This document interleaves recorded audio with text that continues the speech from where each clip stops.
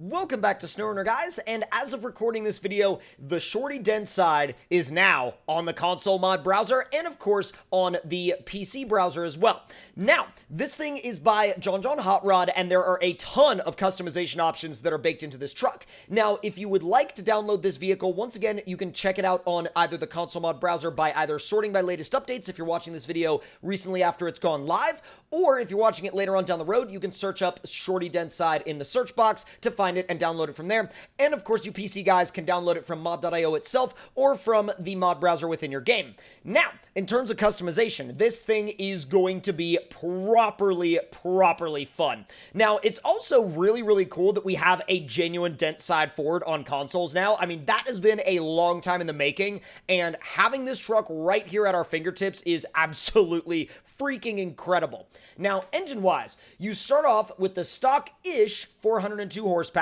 You've also got the Grocery Getter 550, the Tow and Haul 1400, the Trail Runner 760, and the Vanilla Spec V8, based on a stock F750 if you are going for a more vanilla-style experience. Now, for this one, we are going with...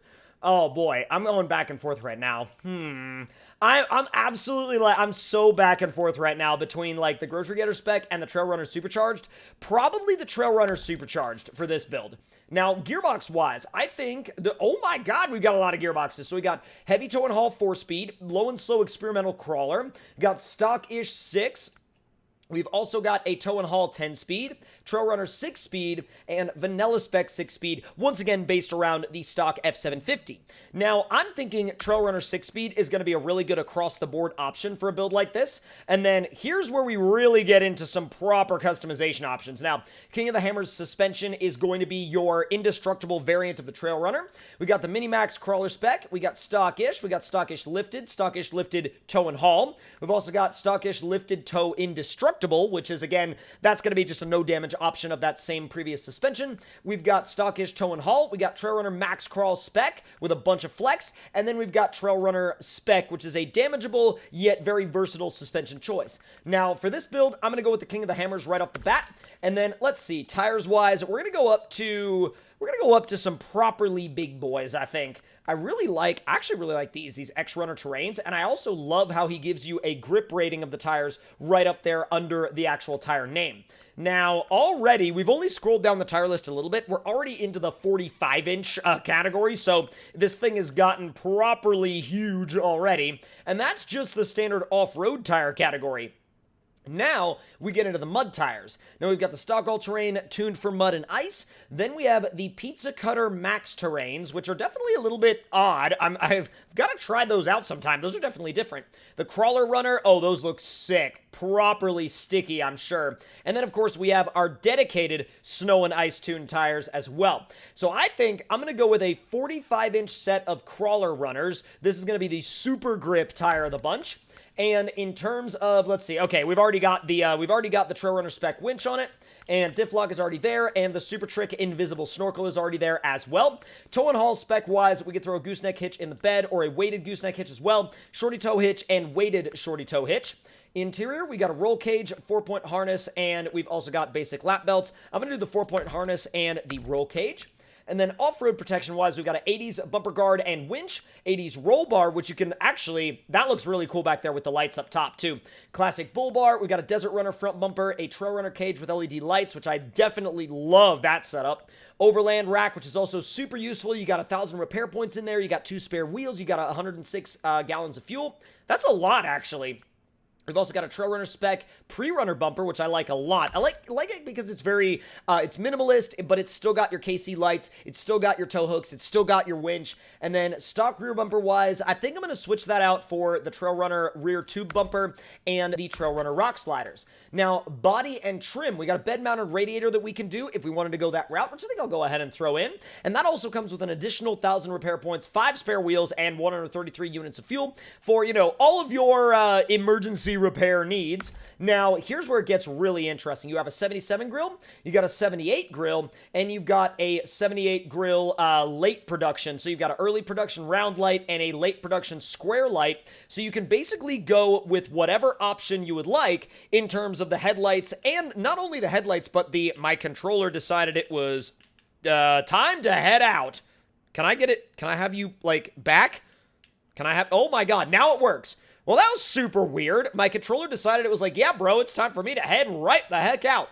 But yeah, let me know in the comment section down below if you guys would rather go with, on your build, if you're going to be going with the square lights, the round lights, or the 77 grill.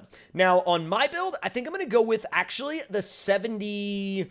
I think I'm going to go with the 78 early production round lights. Now, of course, you could remove the hood if you would like to reveal the engine, which, by the way, absolutely freaking gorgeous engine under the hood of this thing. I would totally take the engine, take the hood off just so I could drive around and look at the thing. Now, I am going to put it back on for now, though. You can also take the license plate on and off, the upper side molding on and off, lower side molding, you could throw that on as well if you'd like, and the fender trim as well.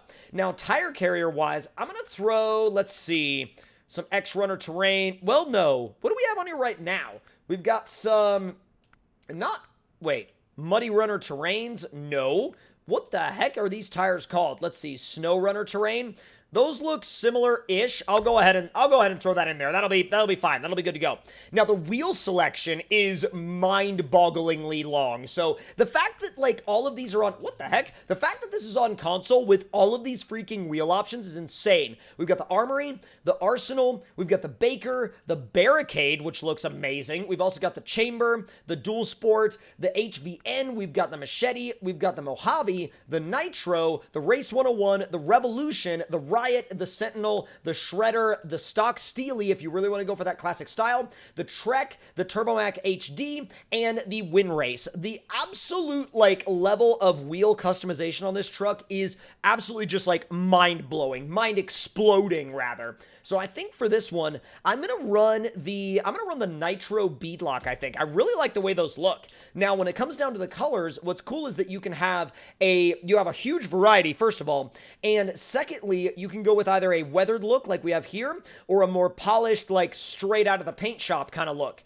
Now, you can also, I believe, like you can do on lots of other trucks from John Hot Rod, you can convert this from a two-tone to a single tone as well, if you prefer to have, like, a little bit more of a uniform style paint job. But the absolute level of endless customization that you can do, and pretty much endless, like, combinations, is wildly off the charts. And in my opinion, this is one of the coolest freaking Dentside Fords we have ever seen in this game. So for my build, I'm going to go with a set of, oh, that looks really good, the black and red two-tone. I'm going to go with a more polished, let's see if we can find it.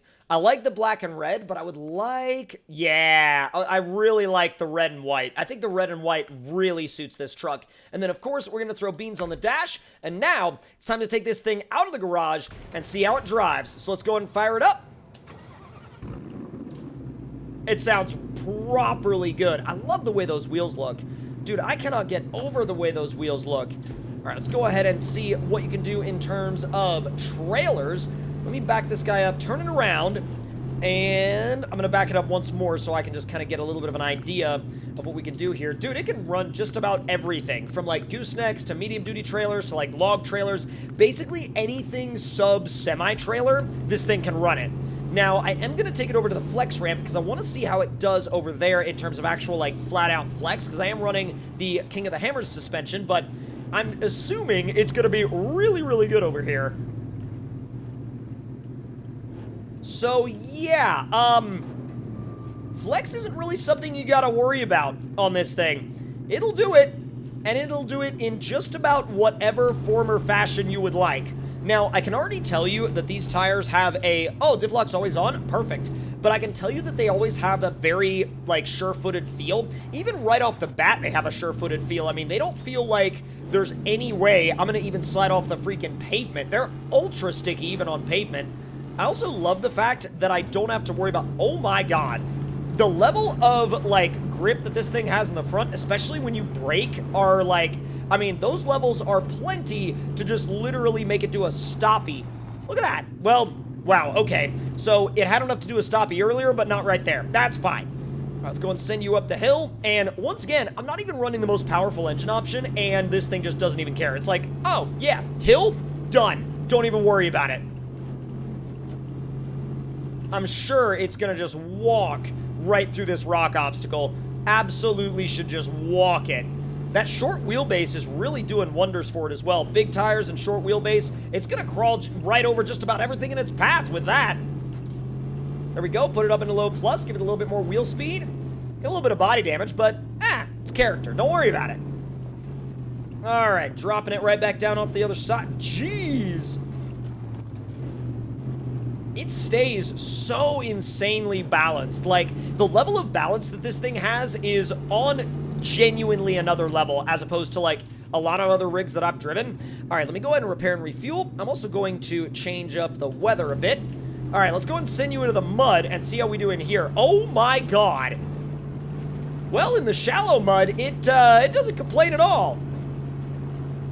Even on that first mud lane, it's like, yep, no, we're good. We're just gonna like full on send it. Full on send it. You gonna have some sendage here, bud? Come on. Come on.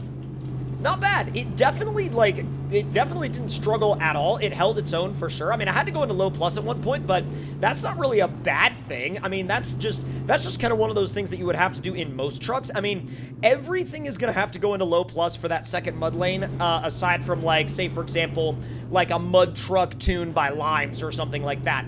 Now, through the dips obstacle, the short wheelbase definitely helps, especially in terms of not getting high-centered in here. But, I mean, I don't know if I would recommend, like, just pointing it straight ahead and flooring it, but I think I'm going to do just that, just to see what happens, because we know it's going to make it through here just fine. Wow, okay.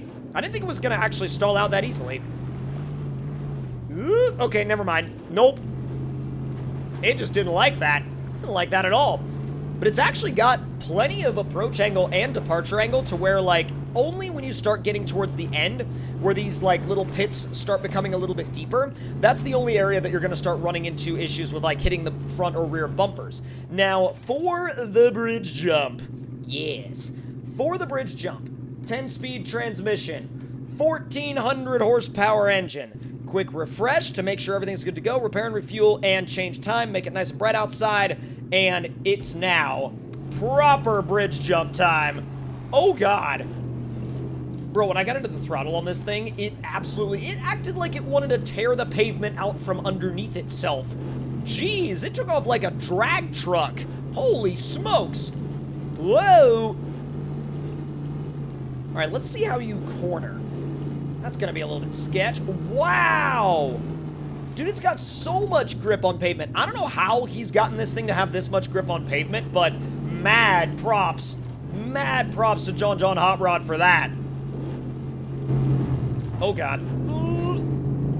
Now, here's the question. Is it time for full sendage? Absolutely it is. Oh, God. My dude's head, like, went backwards through the seat. Yeet.